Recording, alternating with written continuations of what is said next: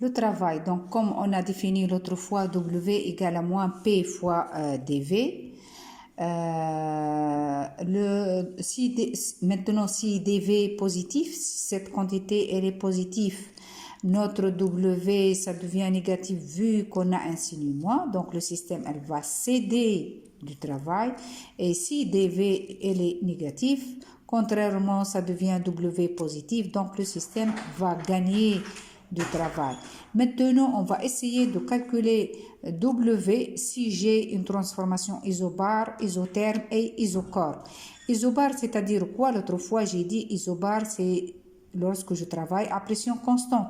Donc, W égale moins l'intégrale de PdV. Vous savez que si j'ai une constante, je peux faire sortir de l'intégrale. Ça devient également P fois l'intégrale de dV de V1 à V2 égale moins P V2 moins V1. L'intégrale de dx de x2 de x1 vers x2, c'est x2 moins x1, V2 moins V1 égale, si je fais, je vais entrer le signe moins à l'intérieur des parenthèses, ça devient donc W égale P fois V1 moins V2. Maintenant, pour une transformation isotherme, on sait bien que la température, elle est égale à constante, W égale moins P fois dV toujours. Donc, je pose que je travaille avec des gaz parfaits.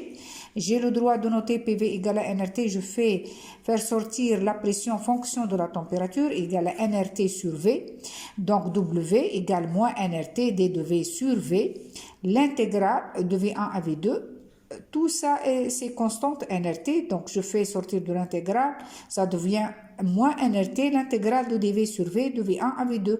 On sait bien que l'intégrale de dx sur x de x1 vers x2, c'est logarithme népérien de x2 sur x1. Donc, W égale à moins nRT, ln de V2 sur V1. Si je vais débarrasser du signe moins, je fais le contraire dans l'intégrale. Donc, ça devient logarithme de V1 sur V2, d'où W égale à nRT, ln de V1 sur V2. Je peux faire encore la transformation suivante puisqu'il s'agit d'un gaz parfait. Donc, PV égale à nRT et PV2 égale à nRT2. Et puisque je travaille à température constante, c'est-à-dire que T1 égale T2, donc j'ai le droit de noter P1 sur P2 égale V2 sur V1, d'où W égale à nRT, ln de P2 sur P1. Maintenant, pour une transformation isochore, c'est-à-dire que je travaille à volume constant.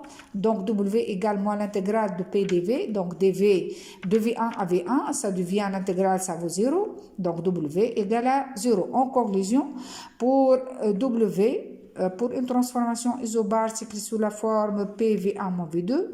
Et pour une transformation